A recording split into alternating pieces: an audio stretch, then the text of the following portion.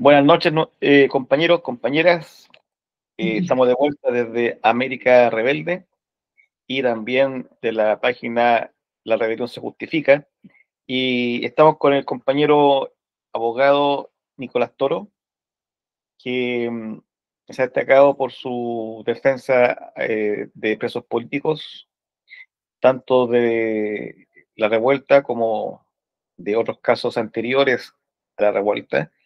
Y el motivo de la entrevista es conversar con él con respecto a los 6 años de la revuelta popular o estallido social, como lo llaman algunos, que la verdad de las cosas, conversar sobre los sucesos del 2019 tiene bastante importancia, especialmente en todo este periodo de circo electoral, donde todos los candidatos hablan sobre la importancia de la seguridad, del combate a la delincuencia, en el caso de Jara específicamente de mantener el estado de excepción porque ella está convencida de que hay terrorismo en la Araucanía, ¿cierto?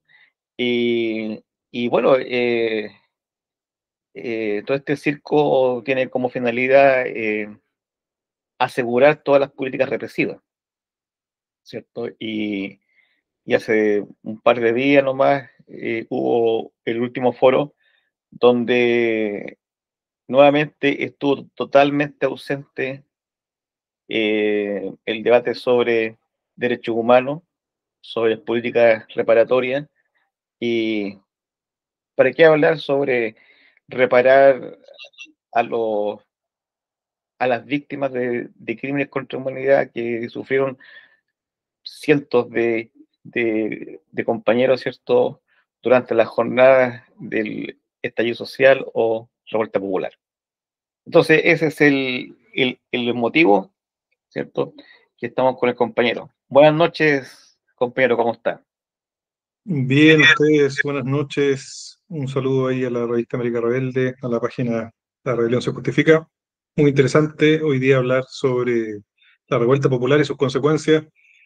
Probablemente hoy día existan movilizaciones, mañana también, y, y eso va demostrando que es un tema presente para el movimiento popular y también para las élites, como conversábamos un poquito.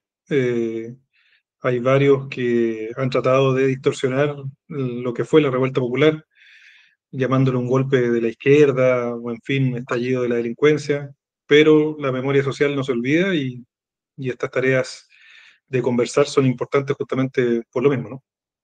Sí, es increíble cómo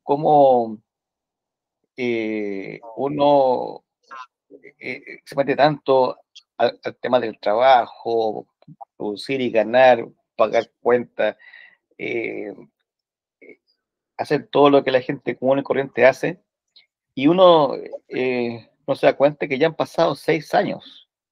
Ujú. 6 años desde que todas las calles de Chile, de norte a sur, ¿cierto?, estaban plagadas de gente en las calles, barricadas, consignas, que se vayan todos, no más FP, educación gratuita, autonomía para el pueblo mapuche, etcétera. Y de repente pasaron 6 años y el ícono supuestamente, el referente que encarnaba, según algunos, el descontento, ¿cierto?, se transforma en presidente y realiza un gobierno totalmente represivo. Eh, ¿Cómo, cuál es tu opinión de la revuelta popular de ese entonces y qué ha pasado con ella? Yo creo que la revuelta popular es una cristalización de una reanimación del movimiento popular que se fue dando a lo menos del 2001 con claridad en las ciudades en adelante. Después de los años 90 y la derrota de los grupos políticos militares que enfrentaron, digo, de manera consecuente a la democracia pactada en los 90, se produce un desarme del movimiento popular y de sus organizaciones, me refiero más fuerte e histórica, el Mapulautaro, el Frente Patriótico, el MIR, en sus distintas versiones. Y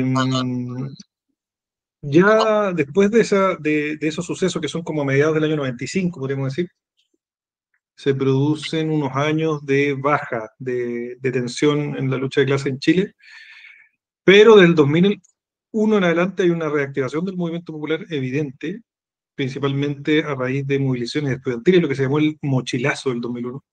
Sí. Después del 2006, la Revolución Pingüina, el 2011, que también fue un estallido estudiantil, que ya incorporó también la demanda de, de los estudiantes universitarios, y una serie de estallidos locales que también fueron acompañando una acumulación del descontento y de demanda. Me refiero a Freirina, por ejemplo, que era una demanda de corte ambiental, no más FP, hubo varias movilizaciones. También en el sur, hubo también movilizaciones importantes y otras del estilo en Chiloé, en fin. Y ese acumulado de fuerza del movimiento social y popular que se empieza a reactivar el 2001 tiene su punto más álgido el 2019. Y el 2019 uno puede ver incluso todas estas demandas que del 2001 en adelante se habían ido fortaleciendo en las consignas, ¿no? No más FP, la educación, en fin, el apoyo al pueblo mapuche, que también desde el año 98 en su línea histórica propia venía en un proceso de reactivación del movimiento autonomista, la CAM, distintas organizaciones político-militares que avanzaron del 2015 en adelante, incluso después. También eso se vio reflejado en la revuelta, en el apoyo directo al movimiento mapuche, ¿no? Autonomista. Entonces, creo que la revuelta es eso, es esa cristalización eh, que sin lugar a dudas tiene que ver con un componente más autónomo del movimiento social y popular que no logró una conducción por parte de organizaciones ni nada por el estilo, ¿no? O sea, creo que esa parte positiva que es la fuerza del movimiento social que se fue eh, larvando durante todos esos años, pero también tiene una falta de organicidad que le permitió, yo creo, seguir un poquito más allá.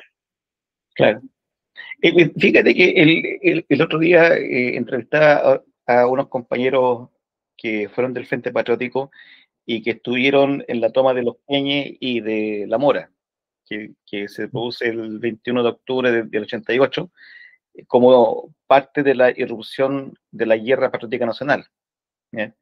Y esa irrupción de la GPN se produce 16 días después del plebiscito del sí o no. El fundamento de esa erupción era que se venía una transición pactada, que se iba a mantener y consolidar la herencia de la dictadura, sus pilares económicos y políticos que siguen institucionales. Y resulta que más de 30 años después, bueno, cuando se produce esta erupción militar de toma de poblado simultánea, todo el reformismo, todos los partidos de izquierda se vuelcan en contra, que eran terroristas, subversivos, en fin, qué sé yo. Pero sin embargo, 30 años después, se produce la irrupción del estallido social y los fundamentos de la irrupción eran muy similares a lo que se dijo en Los Queñes, en La Mora, el Príncipe de Gwen y Aguas Claras. Y es curioso porque en ambos hechos, ¿cierto? Es una condena al pacto interburgués. Uh -huh. Y es una condena, en el caso del estallido, ¿cierto?, a 30 años de consolidación de una dictadura, ¿cierto?, Uh -huh. con rostro y apariencia democrática. ¿Cómo ves tú el accionar de la izquierda en los 5 meses en que duró el estallido o la revuelta? Interesante. Yo creo que la izquierda, bueno, tuvo dos posiciones bien claras. Una que se marcó en la línea clásica reformista de intentar darle un cauce institucional de corte más democrático a un proceso que evidentemente no había surgido por esa línea. Me refiero a quienes levantaron la consigna de la Convención Constitucional o la Asamblea Constituyente como un camino de reforma necesaria para poder transformar institucionalmente ciertos ejes más duros de la herencia de la Constitución del 80. ¿Mm? Y otra izquierda que de corte más insurreccional, que buscó proyectar el estallido como una forma también de construir organización revolucionaria al calor del mismo estallido, ¿no? Y que las asambleas populares que se iban gestionando de manera autónoma lograran ser una base social suficiente para poder proyectar la lucha revolucionaria más allá de ese mismo contexto, ¿no? Eran dos estrategias que yo creo que se han vivido históricamente en Chile, ¿no? No es un problema de la izquierda del estallido, sino también en la Unidad Popular, me imagino, y antes también, en el año 57, por ejemplo, a raíz de, de ese estallido social también, que derivó en la Ley de Seguridad del Estado, como conversamos en la vez pasada, en el año 58, también ahí la izquierda se dividió, ¿no? En quienes miraban un camino más propio del Partido Socialista, el Partido Comunista histórico, y otras organizaciones que ya miraban una línea más rebelde hacia el poder popular, con el componente de la lucha armada. Y en esos 5 meses, o en esos 5 días, no me acuerdo cuál era la pregunta, pero por lo menos en la primera parte del estallido se vio marcadas las dos posiciones. Yo creo que ninguna tuvo, eso sí, la capacidad suficiente de anclarse en las bases sociales y lograr una proyección más allá orgánica. Y lo digo porque la Convención Constitucional, por ejemplo, la estrategia más democrática derivó en una derrota no menor eh, electoral, que dice relación también con la misma falta de apoyo y decisión del gobierno de Boric para avanzar en esa línea, ¿no? Los pactos nuevamente, como decíamos en los años 90, los pactos nuevamente de Boric con las élites, evidentemente derivaron en que esa estrategia se fue desinflando cada vez más hasta después tener una derrota estrepitosa. Y la izquierda revolucionaria que venía muy golpeada, yo creo que con poca posibilidad de articularse de manera orgánica, de una manera más nítida, independiente que hay esfuerzos muy valiosos de compañeros que se proyectaron de líneas frentistas, miristas, en fin, la OCR, un montón de organizaciones consecuentes de la franja rebelde que intentaron hacer cosas. eh, bueno, el proceso yo creo que también les pasó un poquito por encima, nos pasó por encima, siendo honesto, a todas las personas que pensamos en que las organizaciones revolucionarias son importantes en ese tipo de momentos. Así que por lo menos yo te podría decir que el balance que tengo yo de la izquierda en ese momento. En ese momento. No se logró ni por A ni por B construir una dirección, podríamos decir, de esa fuerza rebelde que se produce de manera autónoma por parte del pueblo, por una vía reformista o revolucionaria en la dimensión más orgánica. Tú, desde el punto de vista histórico, tú consideras que el pacto interburgués que se produce al final de la dictadura y el pacto interburgués que se produce al inicio del estallido, de la revuelta popular, eh, son expresiones de la defensa de lo que llaman los historiadores del régimen portaliano. La rebeldía popular es contra ese régimen portaliano. Si es así, la izquierda que pacta defiende como propio ese régimen portaliano. Sí, yo creo que es interesante esa pregunta porque la base institucional de este país tiene ciertos momentos históricos muy relevantes y uno sin duda es la Constitución de 1833 y lo que hace Portales, eh, dándole un carácter al Estado absolutamente centralizado, en donde la oligarquía metropolitana de Santiago es la que también se lleva todo el pedazo de la torta más grande en términos económicos, ¿no? Desde ese momento también las regiones empezaron a a quedar marginada, ¿no? Salazar, por ejemplo, escribe harto sobre ese tema, es bien interesante. Y esa institucionalidad autoritaria de la élite política y mercantil del país, evidentemente se ve revalidada en distintos procesos históricos, ¿no? Con Alessandri en el 25, en fin, y también con Pinochet. Entonces, yo creo que la izquierda que trata de reformar o maquillar este andamiaje institucional tan antiguo que viene del siglo XIX, con un marcado carácter autoritario, mercantil, capitalista, de las minorías, en el fondo, cae en la trampa de validar, de alguna manera, este sistema institucional con todos sus defectos. Y eso tiene ejemplos históricos muy concretos, ¿no? Eh, los ejemplos más burdos, como Bachelet 1, yo me acuerdo que Bachelet 1 en su candidatura hablaba de Portales como algo positivo en la historia, como un líder democrático. Y bueno, Portales surgió a raíz de una rebelión armada de la élite que derrocó en el fondo un proyecto un poquito más democrática dentro de la élite, eso sí, que tenía Freire, en fin. Entonces una visión histórica bien errada, pero la otra parte preocupante es la visión que tenía la Unidad Popular, incluso el presidente Allende en algún momento, de que las Fuerzas Armadas, por ejemplo, tenían ese carácter democrático en Chile, que habían, ese discurso estaba por lo menos en un segmento de la Unidad Popular, que tenía que ver con esa institucionalidad, ¿no? De que las Fuerzas Armadas se habían comportado históricamente de manera constitucional y así lo iban a hacer.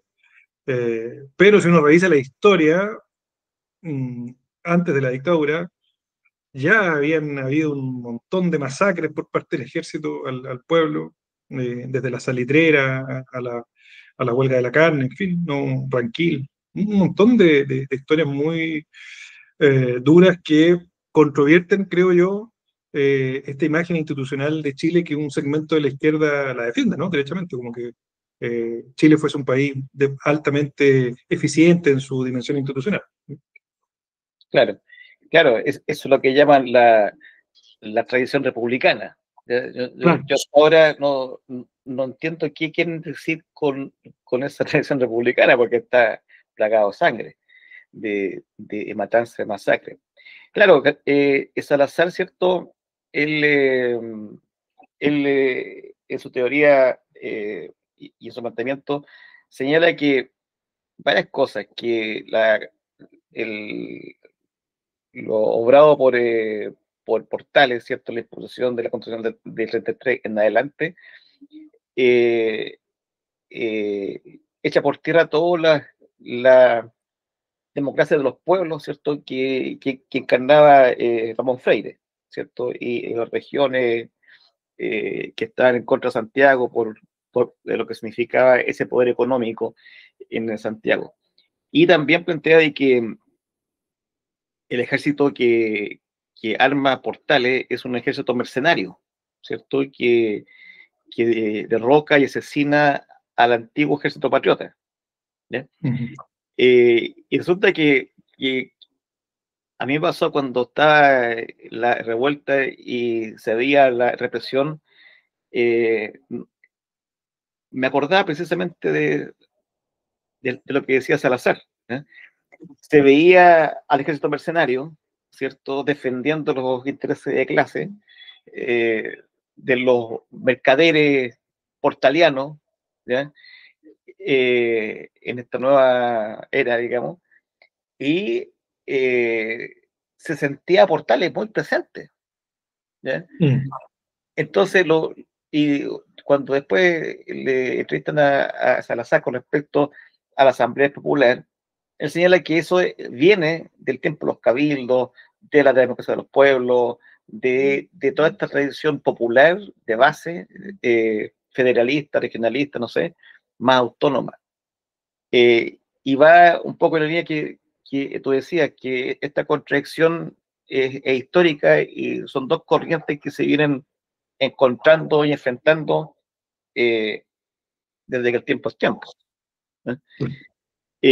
Ahora, lo curioso es que si uno revisa la historia, después de cada de cada levantamiento popular, ¿cierto?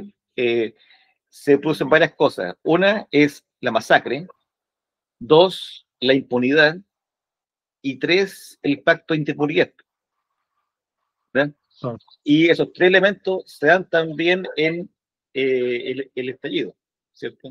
Impunidad, represión y pacto de impunidad. ¿Cuáles son las consecuencias de esos tres elementos post revuelta? Bueno, en relación a la represión, eso está más que claro. La cantidad de personas dañadas de manera grave a raíz de la represión policial y militar es enorme. Chile tiene uno de los récords lamentables de traumas oculares. Eso, eh, además, adquiere una dimensión dramática porque hay mucha gente que se ha suicidado a raíz de la falta de reparación por parte del Estado. Mm, la impunidad, evidentemente, también está presente en razón de que menos del 1% de las denuncias penales que han habido por vulneraciones de derechos humanos en el contexto de la revuelta han derivado en algún tipo de formalización. ¿Mm? Y el tercer elemento, el relato institucional de lo que fue en el fondo el estallido social. El relato institucional hoy día, que incluye a segmentos de la izquierda, entre comillas, es que la institucionalidad se vio cuestionada por movilizaciones que cayeron en la violencia y que en el fondo eh, no tenían ninguna posibilidad de transformarse en un proyecto democratizante para el país, ¿no? Entonces, en esa línea, evidentemente que los elementos que tú señalas se dan, se dan. Ujú.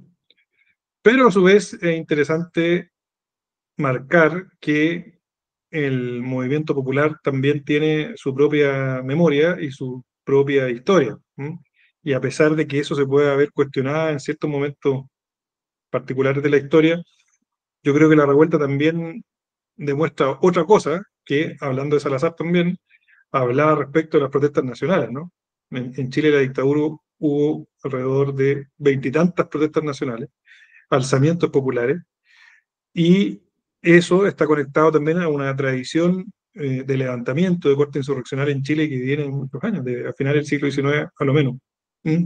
En las huelgas que empiezan a formar lo que va a ser después el movimiento obrero en Chile.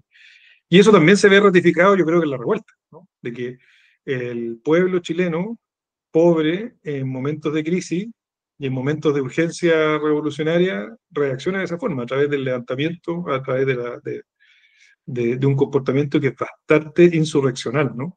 Entonces, yo creo que es importante también que la izquierda haga ese balance histórico, ¿no? Porque ese balance histórico, sin las masas, sin el pueblo, la izquierda no es nada. Y, y ese corte insurreccional del pueblo nuevamente fue ratificado hace pocos años, en 6 años no es nada para analizar eso. Entonces, en esos momentos de fuerza y de crisis es donde también existe la posibilidad real de transformar esta sociedad o de acceder a las demandas más sentidas del pueblo que venían, como te decía, macerándose desde el 2001 en adelante. Ahora, ahora, una cosa es la impunidad, ¿cierto? Pero otra cosa muy distinta, o sea, que va ligado con la impunidad, pero en el caso de Boris, no contento con la impunidad, fortalece los cuerpos represivos, le entrega más recursos económicos, le entrega, hay más compras de armamento, se especializa en ciertos armamentos propios para la guerra urbana, digamos, eh, promulga leyes represivas, promulga la ley antiterrorista, crea el Ministerio de Seguridad Pública, autoriza el uso de la pistola de electroshock, ¿cierto? Claro. Entonces, ya no estamos hablando solamente de impunidad, sin contar que defienda este Paco al general eh, que lo hizo su Yáñez. socio, el Yáñez, parece que era, Ujú. claro, eh, que andaban como uña y mugre. ¿Eh? Eh, Eran dos viejas con ventillera y amiguis. ¿Eh? Entonces, Ujú. ya no es solamente la impunidad, sino que es eh, fortalecer a los cuerpos represivos de Capitán Apache, Ujú. que marca un poco las diferencias con las anteriores impunidades. Bueno, haciendo excepción con la dictadura, pero con las anteriores, eh, antes la clase dominante imponía la impunidad, pero no avanzaba tanto, creo yo, de ser tan descarado y,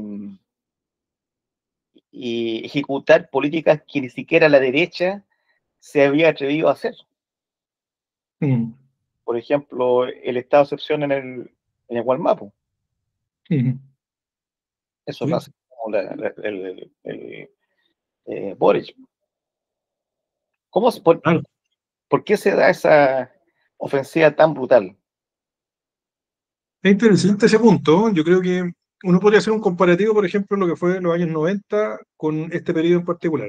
Y efectivamente, en los años 90, con el pacto de las élites, eh, liderado por la Concertación, y en esta transición pactada, se mantuvo la represión en ciertos momentos de manera muy aguda, pero de manera más selectiva. ¿Mm? Claro, Se mantuvo, pero de manera más selectiva, con ciertos cuerpos especializados de la Policía de Investigación y de Carabineros que aniquilaron y capturaron, y por ende derivó una presión política no menor de esta franja subversiva que se mantuvo en armas, ¿no? Pero a su vez, en los años 90 también se dictaron ciertas leyes para tratar de apaciguar un poco la demanda de liberación de presos políticos, eh, obviamente de manera muy tenue y de manera muy cobarde también, porque en el fondo a la gente que liberaron de la época de la dictadura, hay gente que igual siguió con los antecedentes penales, en fin, hay compañeros que todavía tienen problemas de esa época, ¿no? Pero podríamos decir que no se produjo una intensificación de la represión de la dictadura. O sea, los gobiernos civiles bajaron la tensión y focalizaron la represión.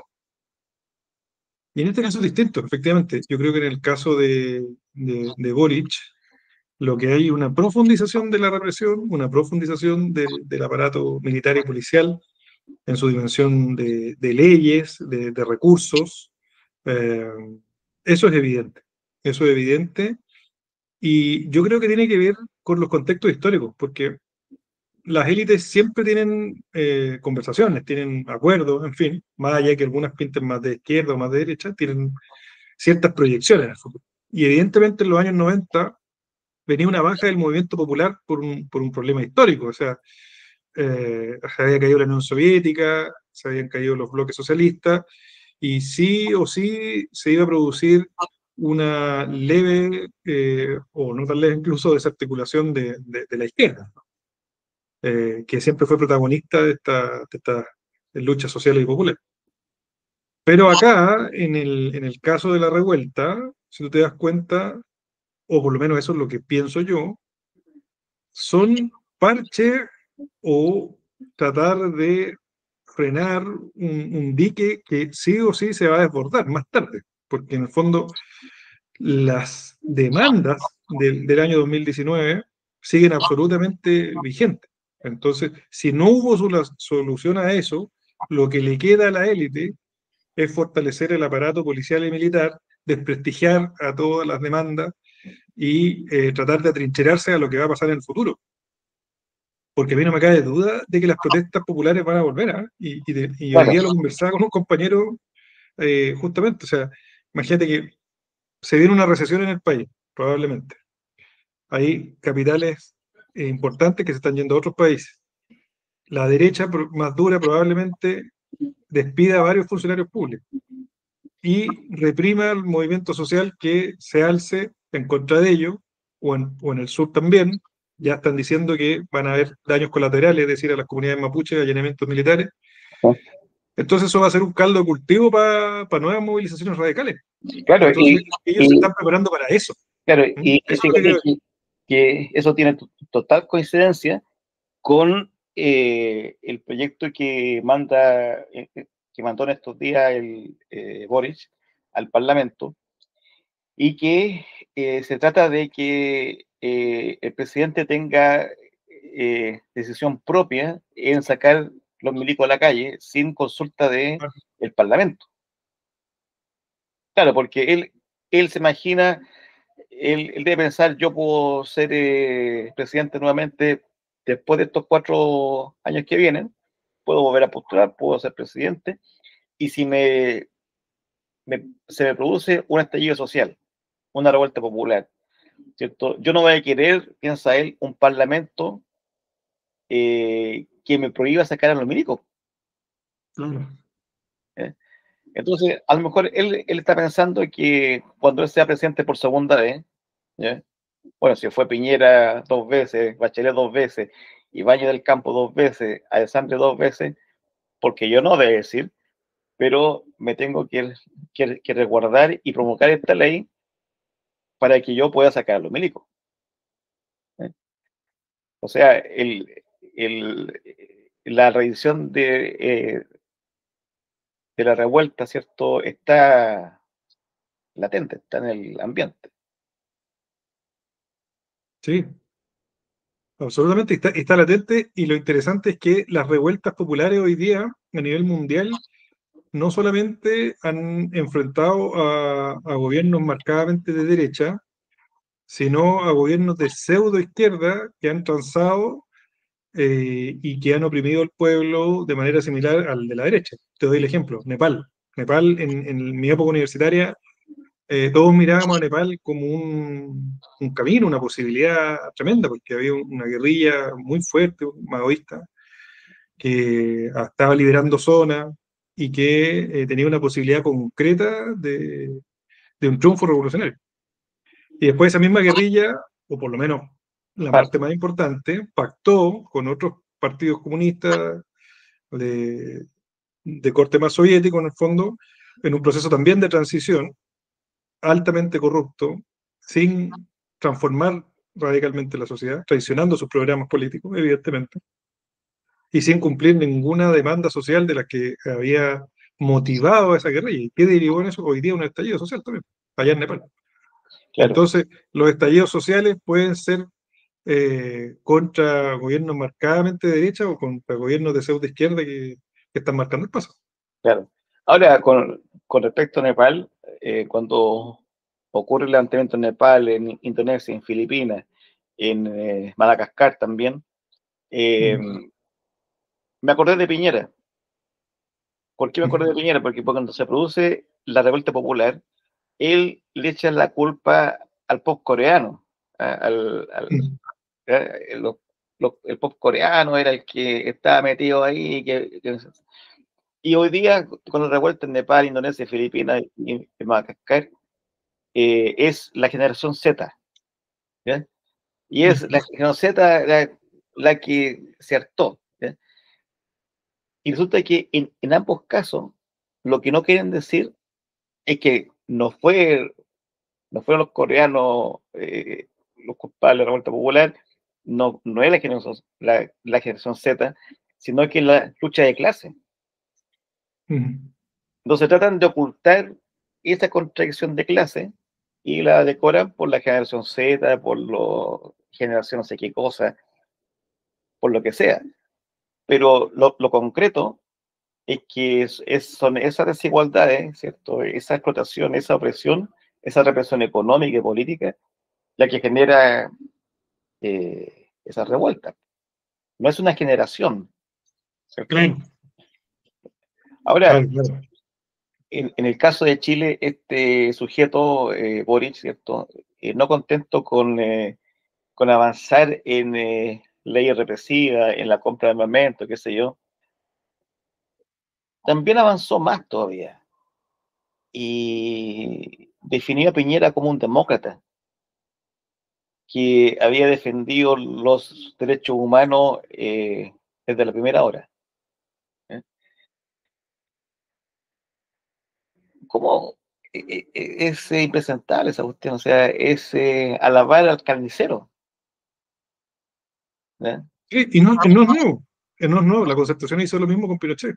Claro, Acuérdate que a Pinochet en Londres lo defendió la Concertación. La Concertación fue la que impidió de que Pinochet fuese juzgado porque supuestamente en Chile iba a haber justicia por parte de los tribunales, cuando los tribunales hace mucho rato estaban aplicando leyes de amnistía del mismo Pinochet y claro, obstaculizando la investigación a los cuerpos represivos más atroces. A la DINA, en fondo, eso fue mucho después. Y en este caso es lo mismo, o sea, el discurso de Boric, rebelde, entre comillas, siempre fue un discurso oportunista, ¿no? Lo que buscaba a la larga era una cuota de poder para ellos, el Frente Amplio, que es una copia pobre de la Concertación, son los mm, hijos de la Concertación en términos de incluso biológicos, ¿no? Y, y el discurso de la defensa de la institucionalidad, al igual como lo hizo la Concertación en los años 90 con Pinochet, es lo que hace él con Piñera, en el fondo. Él tiene la claridad absoluta y este gobierno que aquí se mutilaron globos oculares, de que eh, las fuerzas represivas fueron juzgadas en la mínima expresión, los casos más evidentes, y que la represión política fue una realidad extensa a lo largo de todo el país por la revuelta, ¿no? claro. Pero lo más importante para ellos es la defensa de la institucionalidad, ¿no? Que ya yo creo que a esta altura no tiene que ver mucho con izquierda o derecha, sino que son parte de la élite política, como diría Salazar nuevamente, el parlamentarismo. Claro, claro, porque incluso se presentó una querella por obstrucción de la justicia en contra de José Miguel Insulza, entre otros, porque se descubrió, ya hay documentos, hay fundamentos sobre eso, que cuando Pinochet está preso en Londres, el gobierno de Frey, a través de Insulza, ¿cierto?, le manda un dossier a Pinochet, en la cual lo asesoran de cómo mentirle a la justicia británica, cosa que pueda volver a Chile. ¿Sí? Y bueno, Pinochet sigue a pie juntilla lo que le dicen de acá, y el que defendía a Pinochet en Londres era el que hoy es el ministro de Exterior de Chile. Entonces, claro, claro, tiene sentido en cuanto a que Piñera, o sea, que Boris a la de Piñera de la misma forma que la Concertación rescata a Pinochet. Ahora, Así es. ¿sí? Sí, no, así es, tal cual, digo yo, coincido plenamente con ese análisis. Ahora, hay un personaje que anda como alma en pena, ¿cierto? Tratando de buscar su cuerpo, tratando de reivindicarse por ahí, por acá, llora en los medios y sacó un libro, ¿cierto? Que se llama Ocurrió en Octubre, Sergio Mico, ¿ya? Eh, Sergio Mico con la impostura de cura, de tipo conciliador, bonachón, eh, un demócrata de tomo de lomo, saca un libro en el cual él se exculpa de todas las acusaciones que los movimientos sociales y de derechos humanos, ¿cierto?, hicieron contra él y contra la función que le cupo al Instituto Nacional de los Derechos Humanos. ¿Ya? ¿Cuál es tu evaluación del INDH en el periodo de la revuelta? Mira, el INDH tiene gente bien honesta en sus filas, creo que son la minoría, eso sí. Gente honesta como Julio Cortés, por ejemplo, probablemente funcionarios que participan de distintas visitas a las comisarías, en fin, creo que de manera marginal tienen a gente buena. Pero en su grueso es una institución que también está muy vinculada a este relato de las élites que no se cuestiona, ¿no? o sea, perdón, de la institucionalidad, no de las élites, digo, de la institucionalidad, que bueno, son manejadas por la élite, pero de la institucionalidad que este mito democrático. Entonces, de alguna manera, eso se vio reflejado en la revuelta popular de octubre, porque el INDH tuvo un papel eh, tibio en relación a las múltiples violaciones de los derechos humanos, pero la situación más grave se dio con que quien encabezaba eso, Sergio Mico, era una persona abiertamente de derecha, ¿no? De corte de moda cristiana, pero abiertamente de derecha. Hoy día eres parte de esta tesis eh, absolutamente esquizofrénica de que la revuelta era un levantamiento o un golpe de Estado por parte de la izquierda, ¿no?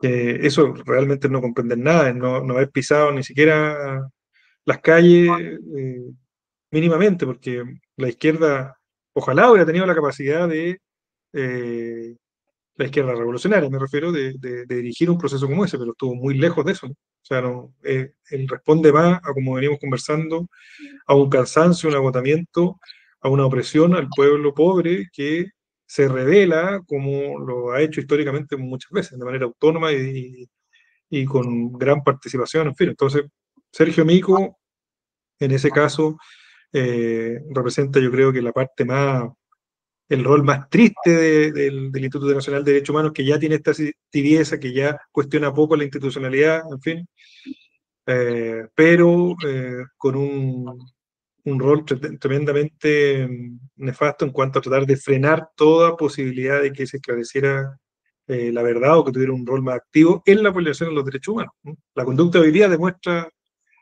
qué papel tuvo en ese momento, ¿no?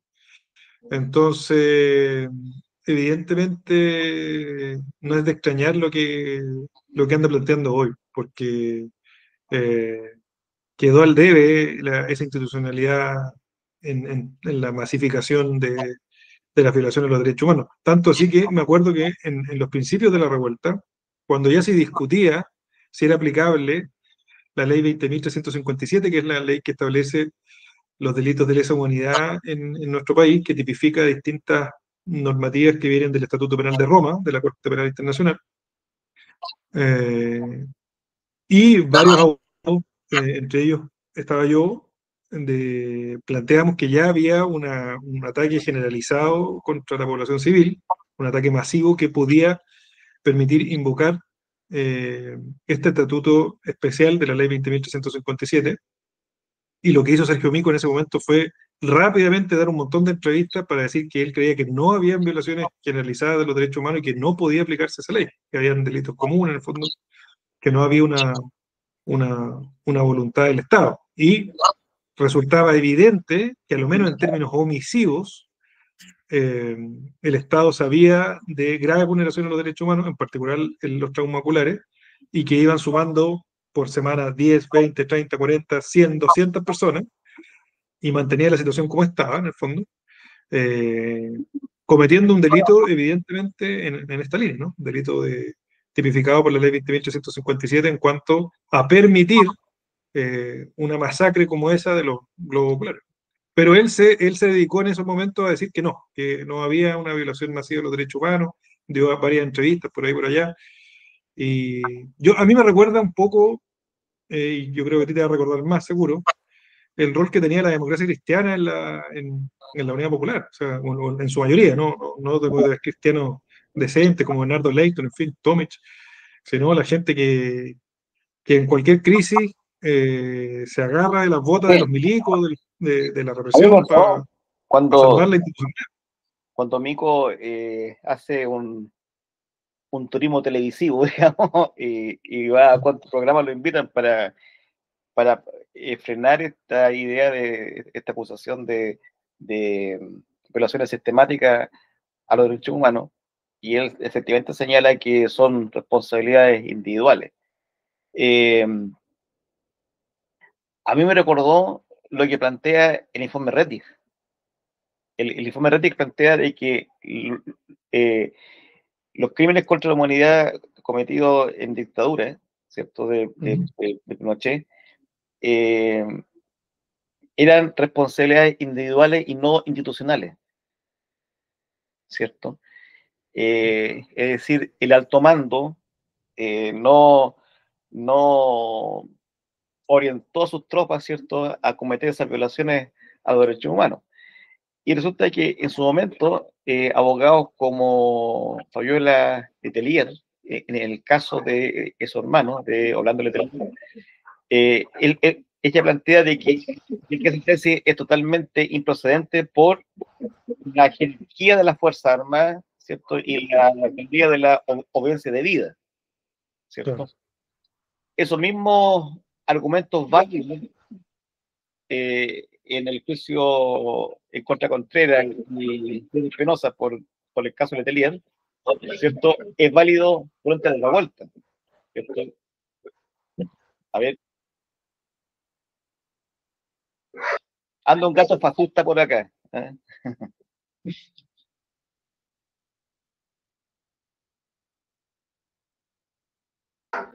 Corriendo todavía.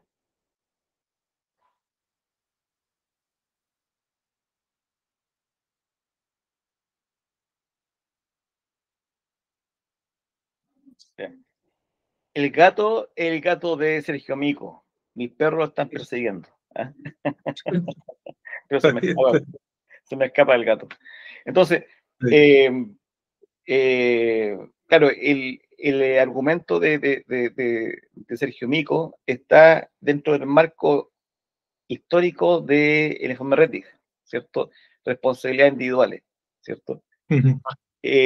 Pero lo que dice Sergio Mico, ¿cierto?, en defensa de su actitud frente a la revuelta popular, es que dice, bueno, nosotros como INDH, dice, presentamos 4.000 querellas, po.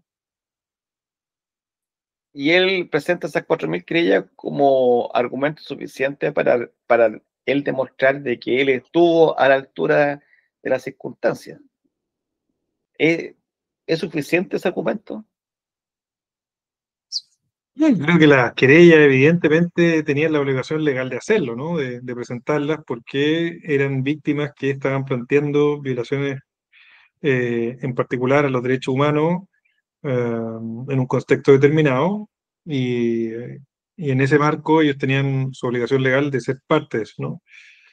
Pero creo que el rol más importante en términos de favorecer esta institucionalidad podrida y de quienes la representan, el rol más importante se da, como te decía, en tratar de obstaculizar la responsabilidad de los altos mandos del Estado, ya sean civiles o militares, de las violaciones generalizadas a los derechos humanos, ¿no? O sea, de tratar de luchar porque no se pudiera configurar, como se dice en términos de la ley 20.357, el elemento político de estos delitos eh, que se establecen en esa norma, ¿no? Es decir, esta voluntad un poco del Estado y de sus altos mandos de que se produzcan este tipo de violaciones, ¿no?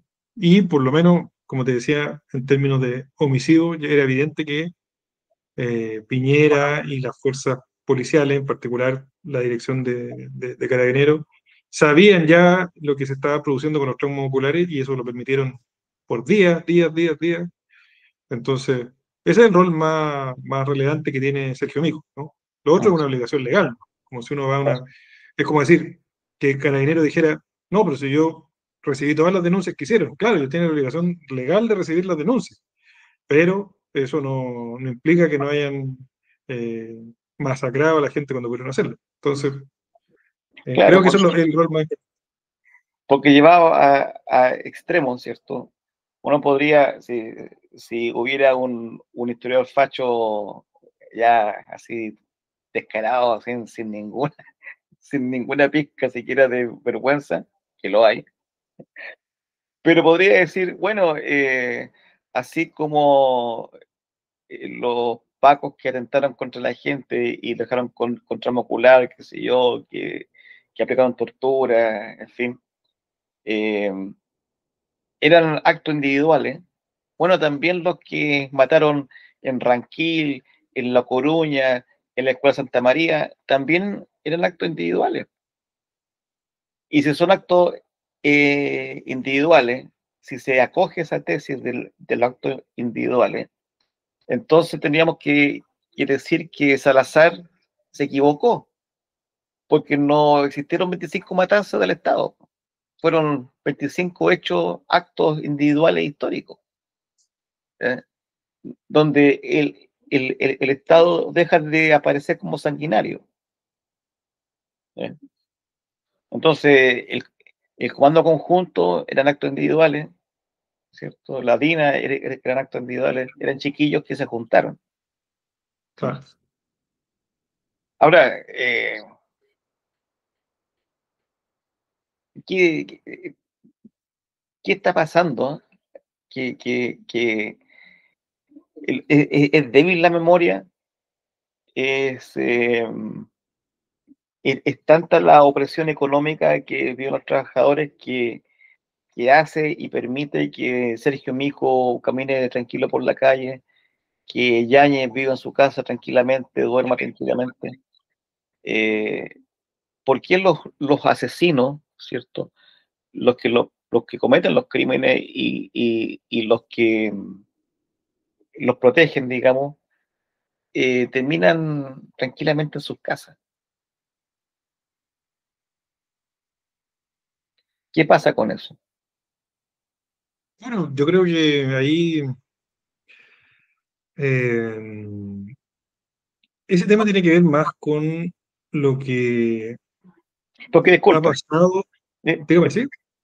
con respecto a eso mismo, el otro día yo hablaba con un compañero argentino, Ujú, y con respecto a la dictadura y a la transición argentina, y él me decía, no, no, no, en Chile, o sea, en Argentina, una recuperadora, una vez terminada la dictadura, se desmontó todo lo obrado por la dictadura a través de la presión social, a través de las marchas, qué sé yo, y ujú, fue tanto así que se logró llevar a la Junta de Gobierno a tribunales y encarcelarlo.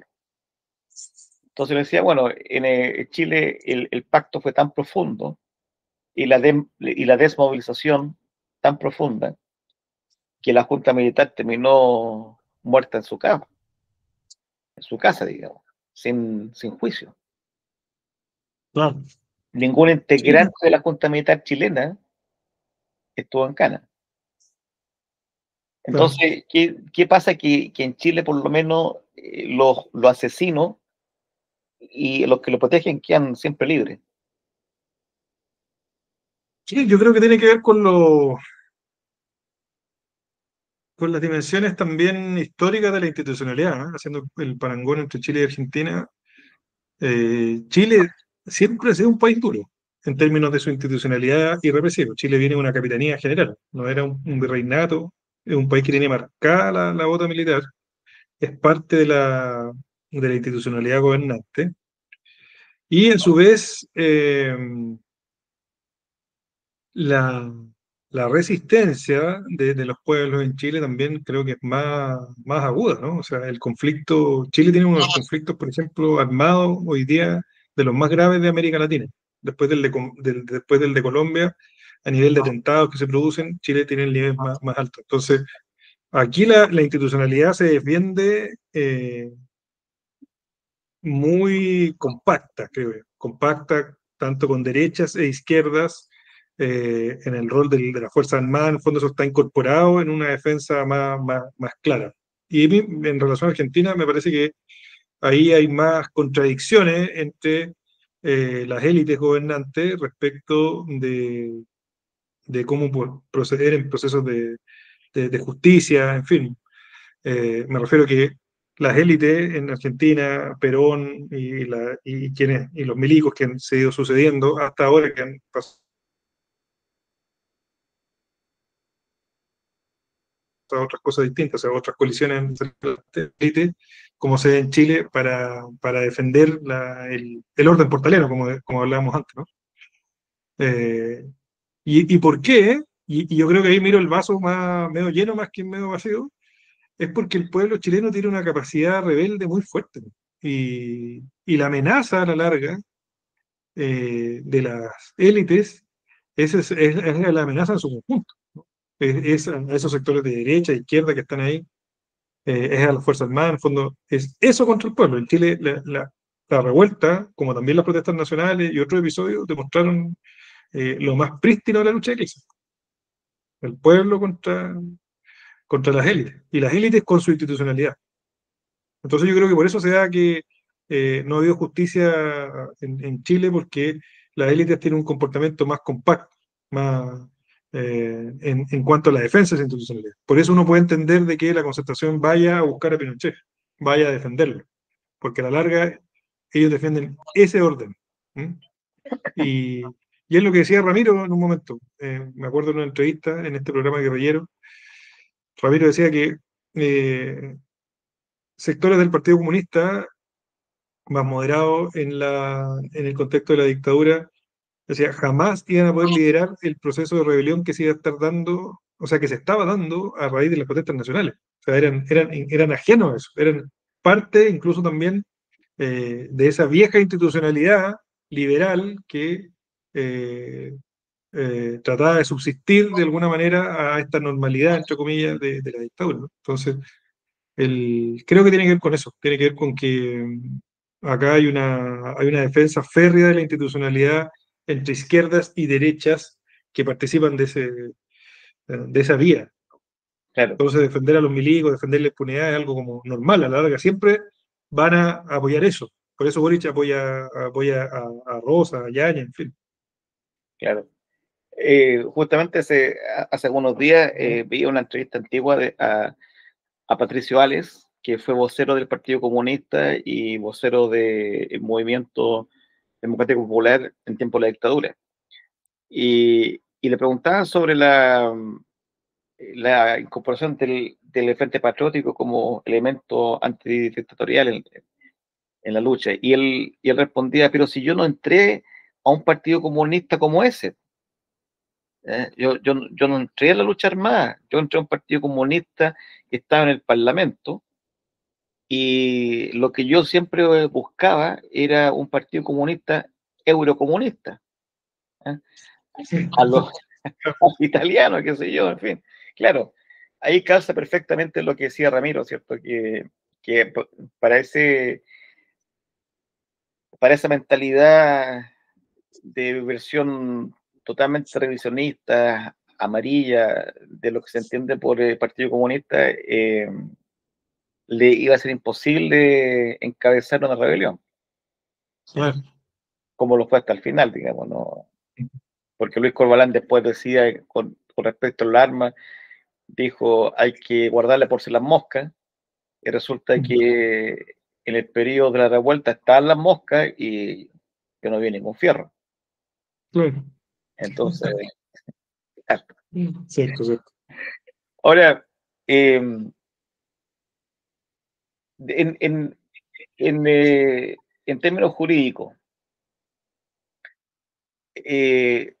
los crímenes contra la humanidad, ¿cierto?, son cometidos por el Estado subagente y son imprescriptibles, ¿cierto? No, eh, las personas, los organismos se pueden querellar sin importar el factor tiempo, ¿cierto? No prescribe el delito, ¿cierto?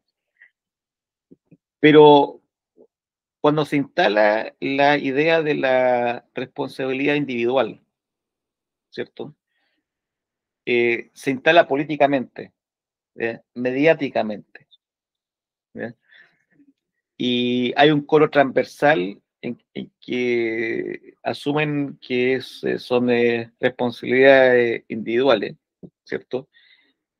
El crimen contra la humanidad desaparece ante ese argumento y por tanto ese crimen deja de ser imprescriptible y pasa a ser prescriptible. ¿Ya?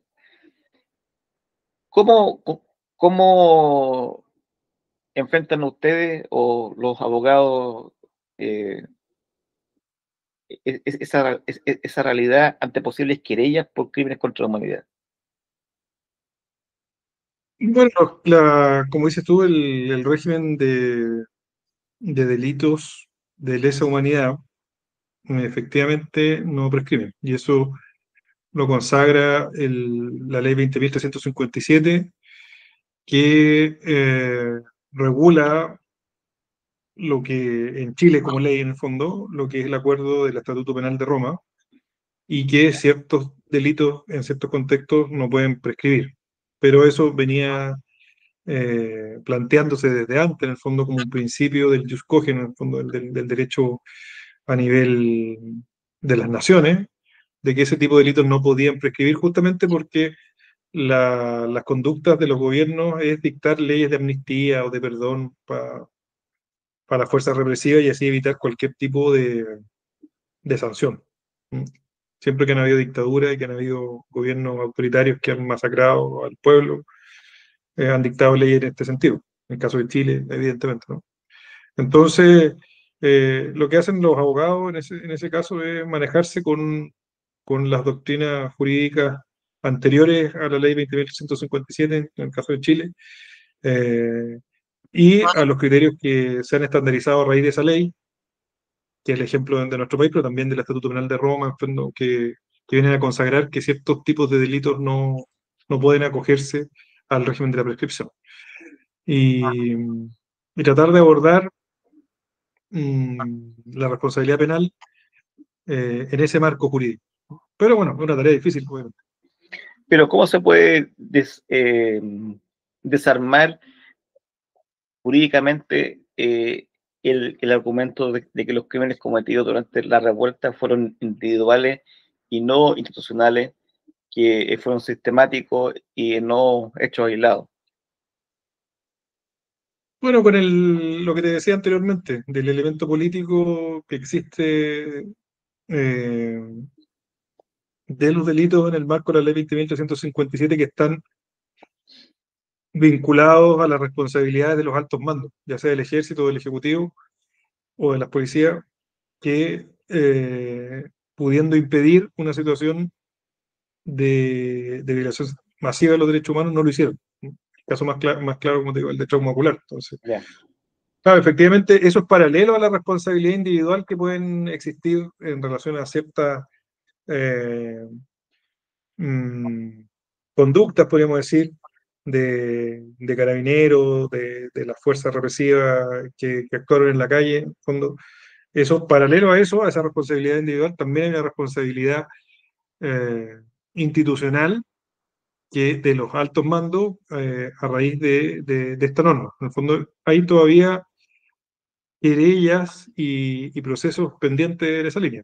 Yo en particular ahora no estoy trabajando en eso, pero hay una de las querellas que prosperó y eso es lo que permitió formalizar a Yáñez con Rosa. Anda a saber lo que pasa en el futuro, porque una cosa es estas formalidades jurídicas que pueden subsumirse perfectamente en los hechos de la revuelta, pero otra cosa muy distinta son las presiones políticas que van a haber en la institucionalidad chilena para que esas querellas prosperen.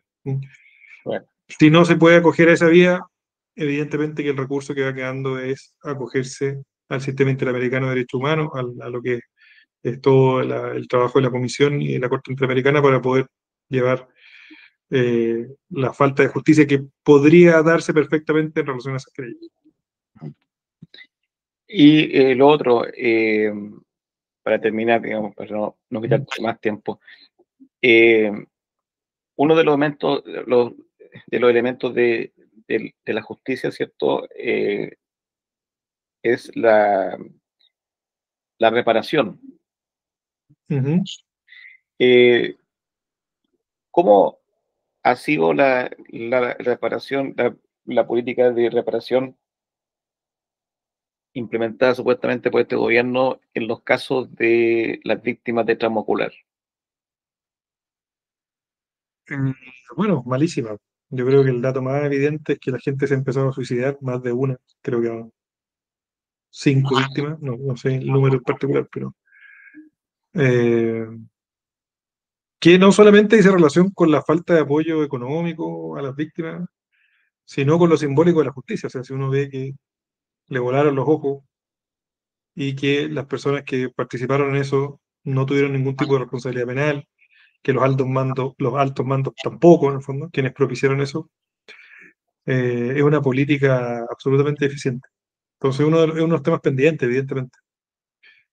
Pero bueno, probablemente la institucionalidad este país no puede absorber eso, y esa tarea será del pueblo, esa tarea será de las organizaciones rebeldes, en fondo, que se articulen para lo que viene. Es difícil que la institucionalidad chilena, todo lo que hemos hablado durante esta entrevista, logre satisfacer un interés tan legítimo como la reparación de esas víctimas. Se puede decir que una mala política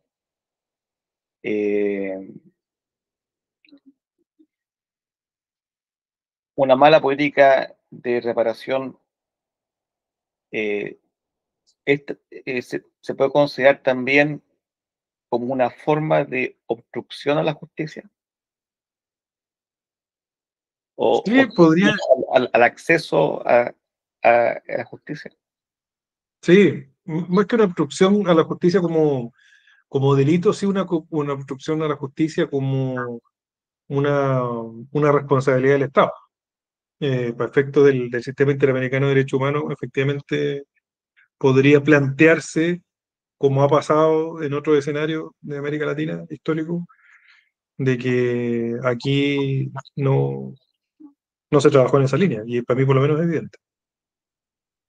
O sea, ahí el Estado nuevamente, en el fondo, se pone al margen de la ley internacional porque no está cumpliendo lo que los mismos pactos internacionales le están señalando en cuanto Claro, a las políticas sobre derechos humanos, sobre amnistía, sobre reparación. claro, claro, absolutamente.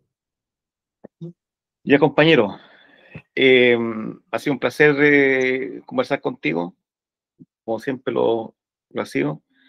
Y bueno, espero encontrarme nuevamente en el futuro no tan lejano, y la próxima vez que conversemos sobre la revuelta en un año más, esperemos que sean positivos y esperemos que Yanni y Rosa estén en la cárcel, en la capacha.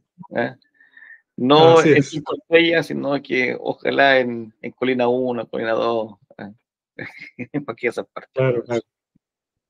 Estén bien presos. Eso, un abrazo grande ahí y que sigan ahí con el medio informativo, súper importante conversar Muchas estos temas. gracias. Un Estamos abrazo. viendo. Nos vemos. Chao, chao. Chao, chao.